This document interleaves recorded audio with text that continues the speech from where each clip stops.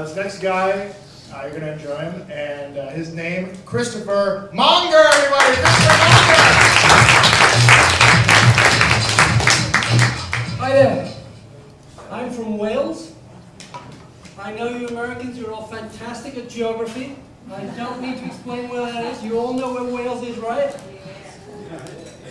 Yeah, right. You know Downton Abbey? Any Downton Abbey fans here? Yeah? Okay. Now, you know Downton Abbey? Big house, posh English people. You know, it's like, you're not going to marry Lady Mary? Oh my God. Call the butler, all that shit, yeah. Wales isn't like that, okay? Game of Thrones, you know Game of Thrones? Yeah, Game of Thrones, you know, you're not going to marry Lady Mary, I'm going to fucking kill you, I'm going to kill your children, your grandchildren, I'll kill your parents, your nephews, your nieces, your great-grandparents, if they're dead, I'll dig them up, bring them back to life. That's more like Wales, okay? But if you take the line from Downton Abbey to Game of Thrones on the map, that's where Wales is, right between. I'm not joking, I'm 9 years old, I open the door on a Saturday night, there's a guy there with his hand on his face and blood pouring everywhere.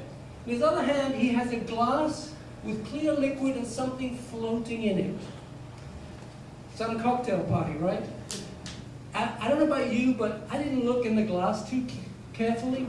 I'm a little nervous when people have blood pouring everywhere. He said, get your dad. I needed to sew my nose back on. Yes, that was a nose in the glass. My father was the village doctor. And in the bar next door, we had a guy in the village who, he'd get drunk and his favorite thing was to bite people's ears off, right? This guy saw him coming, put his hands on his ears, so he bit his nose off instead. Unfortunately, the poor man, he couldn't get his nose sewn back on, so he had a prosthetic. Prosthetics weren't great in those days. They were kind of like rubbery, plasticky, not really skin color, they were kind of pink. It's tragic, really tragic. Someone said to me, do you remember his name? And I said, yeah, we called him the man with no nose. That's who he was. I remember someone saying, have you seen the man with no nose? I went, yeah, he just went in the shop. Tell him his wife's got a message, you know, she needs more Kleenex. You know? But, I don't know if you know, but it rains a lot in Wales. The weather is terrible. I don't know if you've ever been to LAX when the planes are coming in the winter from Northern Europe. They're not white people. You can't call them white. They're kind of bluey, gray. They're transparent, okay? So, I mean, this poor bastard, in winter, that pink nose, we stopped calling him the man with no name and he became Rudolph. It's horrible, I know.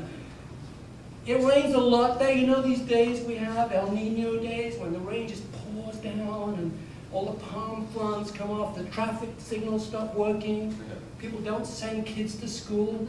We call that drizzle. It does that for month after month after month, and of course, grass grows everywhere. We can't stop the stuff growing. You know, here you've got a gardener trimming, watering, blowing to keep the grass going. Over there, we're trying to pave all the stuff. It's like, fuck it, you know, it's just going to be mud. I had grass growing on my car, I kid you not. You know that thing where you wind the window down? Look, we used to do that. Now they have rubber. They used to have kind of fabric there. I had grass growing up there. Try getting your lawnmower up there. That's different. I used to take my razor out there. Number 2 did it really good. Yeah, lovely. But everything's different. You know, I came here, I thought at least I speak English. Turns out you guys don't speak the same English. You say cigarettes. We say fags. I was here in a bar. I said to a friend, I'm going into the alley for a quick fag. Want to come with me? He said, Chris, you're married. And I said, I only do it when I'm out drinking. My wife doesn't know. I suck peppermints afterwards. She's got no idea. It's really tragic. But those lawns you have here, I don't get it. You know, I mean, back to Downton Abbey, you know, these English palatial homes, we call those, you know, they have these acres and acres of grass in front of these homes. We call that fuck off money. You know, it's just like you have so much money, you can have all this huge lawns, you can say fuck off. You know, I have this view, and you're going to have to stand all the way down there to see the view of my house. Just fuck off. Just fuck off money. Don't have that here. You have little lawns 5 by 5. What's that for? You see them in front of bungalows. Nobody steps on them. Nobody plays on them. They're like, what do you have these things for? It's insane. You've also got nasty things here. You've got rattlesnakes. They're ugly. You've got black widow spiders. Have you seen those things? Oh my God. Do you know how to kill one? You go, oh fuck! I hate those things, I hate them. The other night, I was out with my dog. I was in the neighborhood, walking around the block. I'm walking down the block, happy as could be, just lovely California night, and I hear, fuck. Dog's ears go up, I don't know where it came from. 3 things come into my mind. I think, 1, it's kids fucking with me, because that's the kind of thing I used to do as a kid. 2, I think it's a bear, because you hear about bears coming down for the garbage, right? And 3, I think it's a tiger, because don't laugh. Don't laugh. You hear about these drug dealers who have tigers to look after their stashes, right? Well, what if one of those fuckers got out? I mean, that's a tiger that's also on cocaine or methamphetamine. I don't want to meet that fucking tiger at night with a dog, right? Just at the moment, I think, I must have misheard it. Nothing's going on. It happens again. And the dog now lets me know where it is. It's coming from a tree. And the tree is shaking. It's one of those cypress trees, those narrow ones. It's not a bear, I can see that.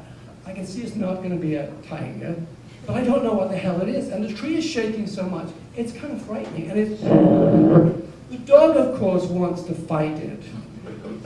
And all I can think is vet's bills, right? So I'm trying to drag the dog into the street, the tree's shaking, and I'm dragging, and I'm kind of scared. And out of the tree jumps a raccoon. Now, at this moment, I was kind of relieved, because I know what that is. I could put a name to it. Oh, that's a raccoon. Fine. Then it turned into a horror movie. Sometimes things go into slow motion in your mind. I swear, it happened in slow motion. Suddenly, this thing is coming across the street. They've got claws. I didn't know this. They've got big claws. I can hear them on the street. It's like one of those kind of Stephen King things. The dog, of course, really wants to, oh yeah, bring it on. Come on, let's go. I'm thinking vet's bills and hospital bills now. So I'm trying to drag the dog backwards, but at the same time trying to look aggressive. Difficult to do those things at the same time. So I'm doing this kind of kicky thing while going backwards, but it's coming out like I'm a chorus girl. It's a bit kind of Hugh Grant, Russell Brand, not Butch at all. And this thing comes and it goes right by us and goes up the other bank. Disappears into some bushes. And I'm like, what the hell? 1 minute I'm having a nice walk, the next minute it's survival, Los Angeles. The dog, of course, is still, come on, let's go. And then the thing comes out again, and it buzzes us again. So I have to run up the block, across the block, down my block, and this thing the whole way buzzing us. The dog, raccoon. Me like, oh fuck. I get home, I rush at the door, I drag the dog in, I lock the door. My wife looks up from a magazine and she says, what's the matter? I said, it was a raccoon. That's exactly what she did. That is exactly what she did. Thank you very much.